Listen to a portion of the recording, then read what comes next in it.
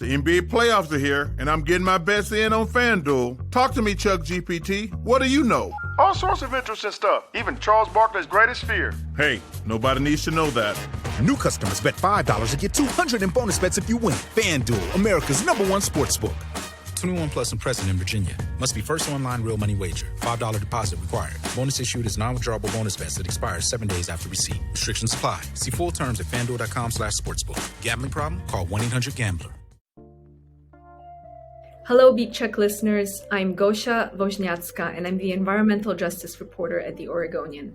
Today, I'm going to take a break from my typical podcast conversations about climate and environmental issues, and I'm going to turn to another type of climate, the climate that's impacting immigrants and asylum seekers in our country right now. And I've invited Yesenia Amaro to be on this show.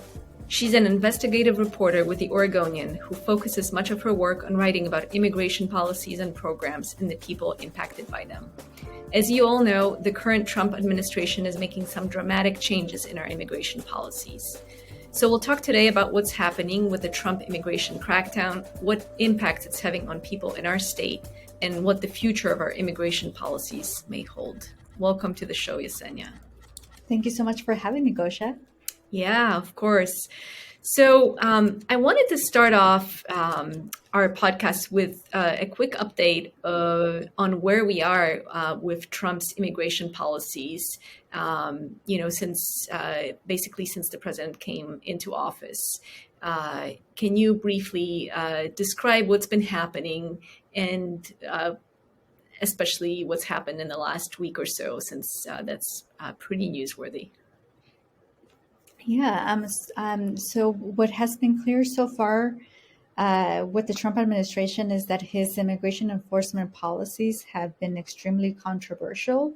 The administration has even defied court orders to forcibly remove people and send them to a notorious prison in El Salvador. And then he also attempted, or his administration also attempted, to send another smaller group to South Sudan. But the administration wasn't successful in that case.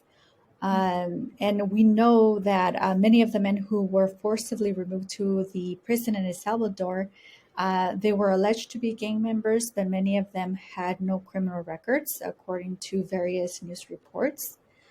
And so the administration's aggressive enforcement tactics are also, spreading fear across immigrant communities across the country, including here in Oregon. And things have been wrapping up, particularly here in the Pacific Northwest. We started seeing courthouse arrests in Washington State and a few raids there. And just last week, we started seeing immigration arrests at the immigration court here in Portland as well. Mm-hmm. So as I was preparing for this podcast a couple weeks ago, I was planning to ask you why Trump had not made good on his promises for mass arrests and immigration raids as of yet. As you mentioned, there's been a lot of controversial cases in the headlines, but we had not really seen, big, massive raids, work site arrests, and that sort of thing, until really about a week ago when, immigration enforcement exploded as an issue in California, in LA, and led to massive protests. Can you talk a little bit about that? Sort of this sort of public ramp up of enforcement all of a sudden. Yes, certainly. Things have really, escalated in Southern California, where immigration authorities have been going to various cities in Southern California, including the city of Whittier, the city of Paramount in LA, various other cities, and they're just like targeting various people. For example, people outside of Home Depot stores, for example. And there's been a very strong pushback by the immigrant community, or just by the overall community in Southern California, that have taken to the streets. And as we've seen, things have really, really escalated. And now Trump has even deployed the National Guard and has also deployed about 700 Marines, despite the resistance of California's Governor Gavin Newsom. So California has now sued the Trump administration over its deployment of the National Guard and the Marines there. Got it. And it sounds like in the last couple of days, the Trump administration has expanded this immigration crackdown in California, going into more cities, going into the fields in Central California where folks are picking crops at this time of the year. So it seems like the operation in California, these arrests are expanding. They certainly are. Yeah, they started going into some of the agricultural communities as of yesterday, Tuesday, June 10th. And it's unknown at this point in terms of like how long they'll be in that area and how long they'll be targeting various cities in California. Got it. Are we seeing anything similar like that in Oregon at this point? You mentioned asylum seekers being arrested. Can you tell us a little bit about what's happening in Oregon here? Yes, in Oregon, we haven't seen the large scale of immigration enforcement that has been seen in other places like Southern California. But there has certainly been immigration enforcement here as well. We are aware of several individual arrests that have been happening in various communities. And last Monday, we started seeing arrests at the Portland Immigration Court, where asylum seekers were showing up to court for their scheduled hearings, and their cases were dismissed. And upon exiting the immigration court, they were arrested by immigration authorities. We are in week number 2 of arrests. An additional 2 asylum seekers were arrested this week. And again, at this point, it remains unclear in terms of how many more of these kind of arrests we're going to see here in Oregon. Got it. And in terms of the legal background on that, basically, the Trump administration has instituted a near total ban on asylum and refugee programs, and he has also ended something that's called temporary legal protections for people from war zones and other conflict countries like Venezuela, Haiti, Afghanistan, and Ukraine. So this is sort of what's leading to these courthouse arrests, as I understand. That is correct. Yeah, so some of these people who are being arrested outside the immigration courthouse had an asylum case before the immigration court, and we're basically here, seeking asylum after fleeing from their own countries, only to have their cases dismissed. And now some of them face deportation. Got it. I'm wondering if you can give our listeners a little bit of context on how Trump's policies and actions compare to what previous U.S. presidents have done, Biden, Obama, Bush, because this is not the first time, we've had immigration arrests or raids or deportations, obviously. Right. So, yeah, what we've seen over the years is that immigration enforcement typically varies by administration to administration. And so, for example, during the Bush era, we saw a lot of large workplace raids, including one here in Oregon, where dozens and dozens of people were detained by immigration officials. That's right. Del Monte raid, for those who remember, I actually covered that raid and the aftermath. So pretty stark in my memory. Yeah, that's correct. And so far, that remains the largest workplace raid in the state of Oregon. And again, that was under the Bush administration. But for example, under the Obama administration, he took a different approach. Instead of targeting workers and workplace raids, he decided to focus more on the employers who knowingly employ people without authorization to work in the U.S. And so his focus was more on issuing penalties to employers. And now under the Trump administration, what we're seeing is something completely different than we haven't seen before, because he's just going after. He has a much wider approach to his immigration enforcement, and his immigration enforcement tactics so far have been pretty aggressive. So he's not just only targeting workers or employers who knowingly employ workers without authorization to work, but he's targeting various other people. We've even seen that he's targeted people with legal status. There have been some individuals who actually have a green card, also known as a permanent legal status that someone has in this country. People with green cards have also been targeted under his immigration enforcement activities. Yeah, that I think that's definitely interesting, and I want to go back to this in a minute. But just one other point I wanted to make, which is that under President Biden, we also saw a lot of immigration arrests. But based on my research, what I've read is that there was a lot of folks who were being arrested on the border. As the asylum, was kind of an open-ended. Folks were coming in and asking for asylum, and so a lot of the arrests we saw under Biden were border-related arrests.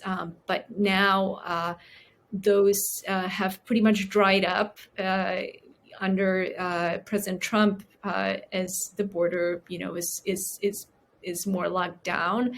And so what I'm hearing is basically now the current arrests are really focusing on communities, on workplaces, as opposed to the border.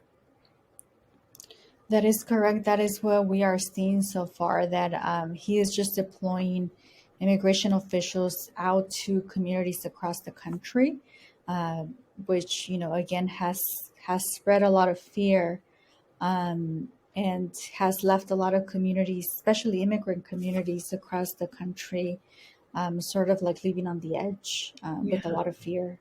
Yeah. And you had mentioned, something that I find really interesting, which is that, he is going way beyond sort of the traditional immigrants who are unauthorized to work and live in the U.S. So, most people think, when they think mass deportations or mass arrests, immigration arrest, most people think about, workers in factories, in the fields and packing houses, sort of lower wage workers. But he has gone, as you mentioned, after really a wide array of people. He has gone for international students who have international student visas, perfectly legal status in the U.S. He has gone after green card holders, again, who have legal status, and has, basically turned that on its head. And I find that really interesting, that he's going after a much wider types of immigrants or people who have legal status to be in this country than previous presidents have. That is correct. And that's another category of people that the Trump administration is going after, which is, like you mentioned, university students who are, international students who are coming to study here in the U.S. And for example, here in Oregon, more than a dozen international students had their visas revoked. And there was even a case of a PhD student who was just months away from earning his PhD, but he made a decision to leave the country because he was so afraid. When he received his notice indicating that his visa had been revoked, It also indicated that he would be detained, that he would be arrested and he would be detained. So the student was very much afraid and decided to go back to Kuwait, where he is from and where his family is from. And again, that happened just months before earning his PhD. But there was a lawsuit, and so the Trump administration was ordered to restore the visas for students temporarily. Going back to the student from Oregon who was just months away from earning his PhD, right now at this moment, we don't know if he'll still be able to earn his PhD. He was scheduled to graduate this summer. Got it. And yeah, and again, these are folks who were granted legal status to live and work, and in this case, study in the United States. And all of a sudden, their status was revoked out of nowhere. So that's been happening as well. Yesenia, can you talk a little bit about how Trump's policies and actions are impacting our state, the communities in our state, and the immigrants who live here? Yes, the immigration policies under the Trump administration so far have had an impact for immigrant communities across the state of Oregon. They have, again, spread a lot of fear, especially because he, again, is taking a more aggressive approach, including revoking prior guidelines that prevented ICE officers from making immigration arrests in sensitive locations, which include places like churches and schools and hospitals, among other places. And so that has led to a lot of concerns in the community and certainly a lot of fear. Mm-hmm. Yeah, so people who could be impacted are really afraid. What about in terms of resistance or protests? What have we seen here in our state? In terms of resistance so far, we have seen small protests that sort of started after we saw the first immigration arrest outside the Portland Immigration Court. There was a small group that started to gather and protest outside the building that houses the immigration court. And I believe that group, if not a different group, has now moved on to protest outside the ICE office in South Portland, where some people have been detained, briefly detained, when they attempted to block a van, which at the time they believed was headed toward a detention center in Tacoma, Washington. And at least 3 people were detained last week. And as of yesterday, protesters continue to be outside the building. But again, it's in smaller numbers, a small group.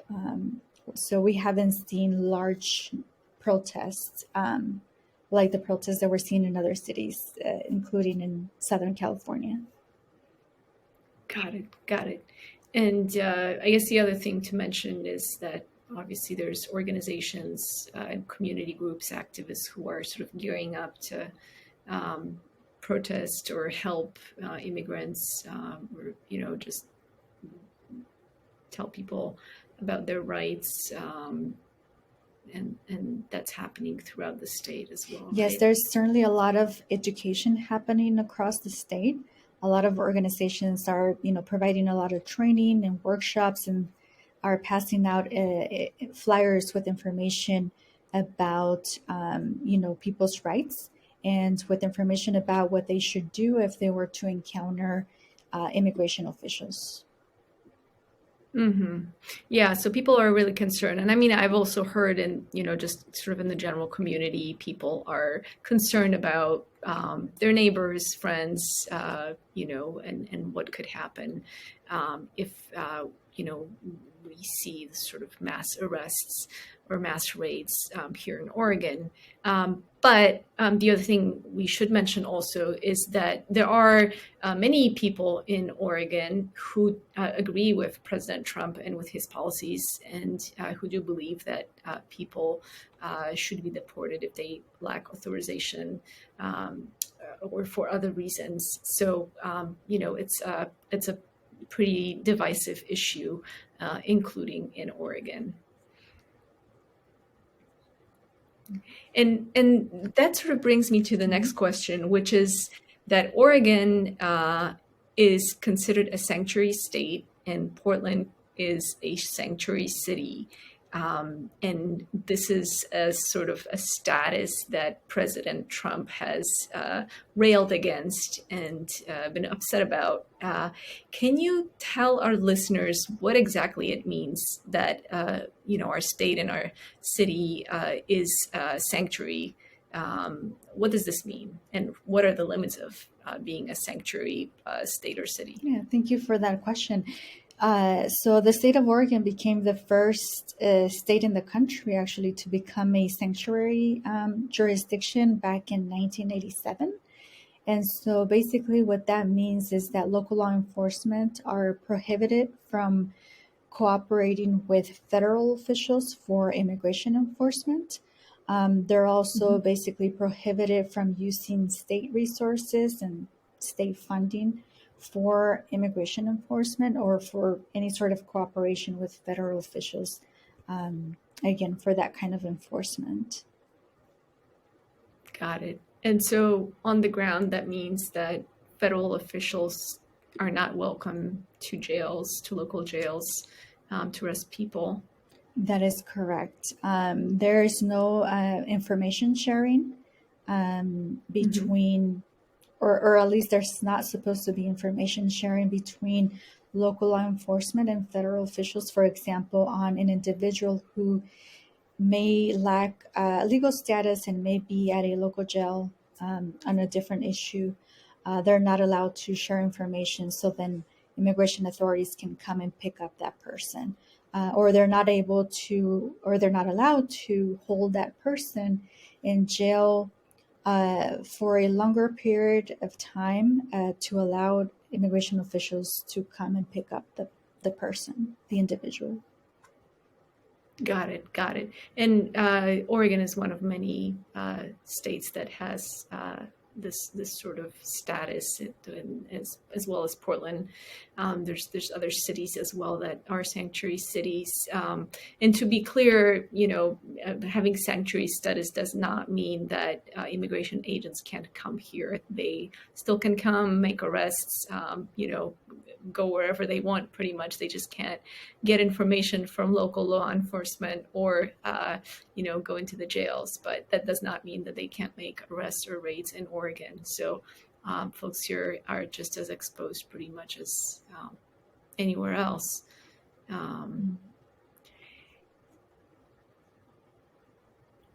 You wrote a really interesting story about a family that decided to self-deport. So, President Trump is hoping to deport masses of people. And he has offered some immigrants $1,000 in travel expenses if they self-deport back to their countries. I'm wondering if anybody has taken him up on this in Oregon, and if you could tell us the story of this one family that you met, and why they decided that they were going to leave on their own. Yeah. So at the moment, we're not aware of any families in Oregon that have taken up the offer from the Trump administration to get the monetary incentive to self-deport and also to receive assistance with travel back to their home countries. But what we do know is that there are several immigration attorneys who are urging immigrants to be cautious of the government's offer and not to trust, what the government says. And so they're also, urging people to, if they're able to speak with an immigration attorney if they are considering that offer. But we are also aware that there are some families in Oregon that are making a difficult decision to leave the country on their own. As such was the case of a family that lives in the Willamette Valley, who the couple has called Oregon home for decades. They have 3 of their 4 adult children here. They have, 9 grandchildren and 2 great grandchildren, and they've worked in the U.S. all of their lives. They paid income taxes and every year, and they decided that they're gonna return to Mexico because they don't want to risk being caught in the Trump administration's immigration crackdown. And they basically want to be able to settle their affairs before returning to Mexico. And they also want to be able to take some of their most valuable belongings with them. Something that they fear they wouldn't be able to do if they were caught up in an immigration arrest, detained and deported. So they made the decision on their own that they're going to return to Mexico, and they started settling their affairs here. They started packing up to get some of their belongings ready to ship them back to Mexico ahead of their departure this fall. Got it. Yeah, so made a really difficult choice. And obviously we have a lot of people in this country who live and work here without authorization. The vast majority of them are just regular people. And when I remember reporting on the immigration rates and immigration arrests in the past, the fear that people live with is really crippling. And I want to mention this story here of a man who was just arrested in Vancouver, Washington. He was on his way to drop off his kids at school. And he was basically followed by ICE, Immigration Custom Enforcement. He was pulled over, asked for his ID. He was allowed to drop off his kids, and then he was arrested. So and taken into custody, and probably on his way to be deported. So these are very, very difficult situations for people and for families to be in. And so, which is why, many of them are considering leaving on their own. And I should also add that this Washington man who was arrested, I don't know very much about his case, so I don't know if he has a criminal record or not. The point I'm trying to make here is that the folks who are getting arrested are people who live in our communities, are people who have children, who go to work every day.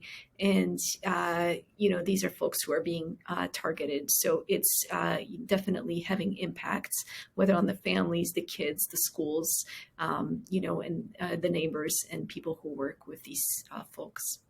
Many of these cases, whether it be arrest at the courthouse, whether it be these deportations to El Salvador, or the use of the National Guard and Marines by Trump in California, many of these cases are being challenged in court.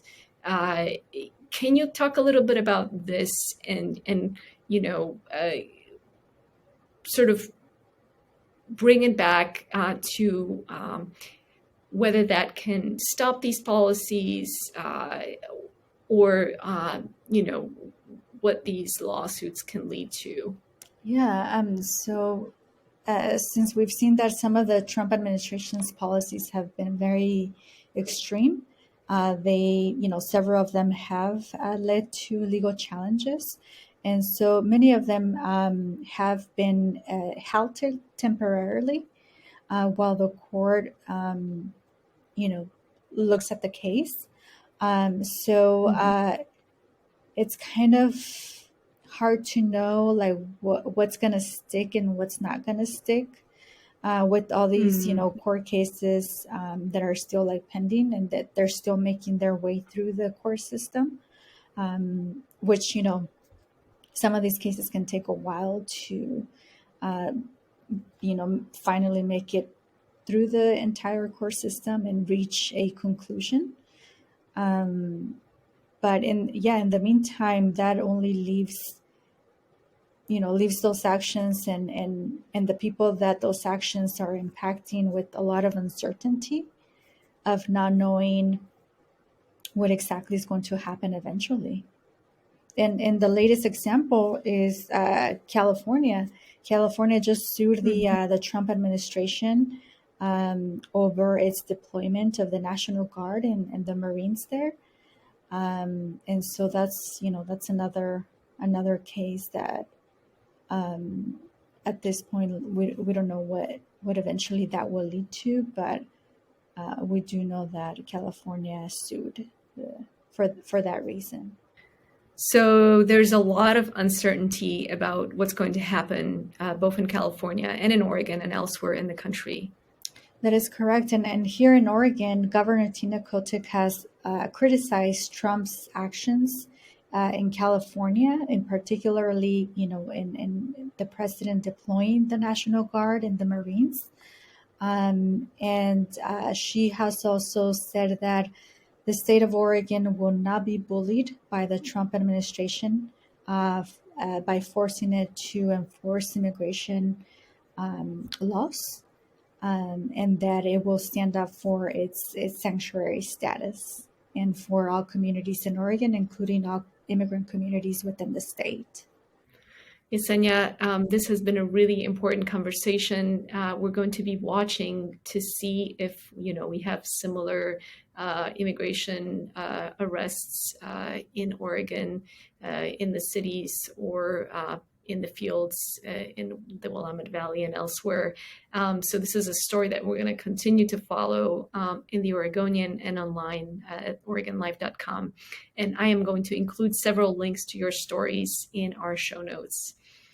Thank you so much for listening to Beat Check with the Oregonian. If you like this show, please give us a 5-star rating and review an Apple Podcast. It helps people to find the show. The best way to support our journalism and stories like this one is with a subscription to the Oregonian and Oregon Live.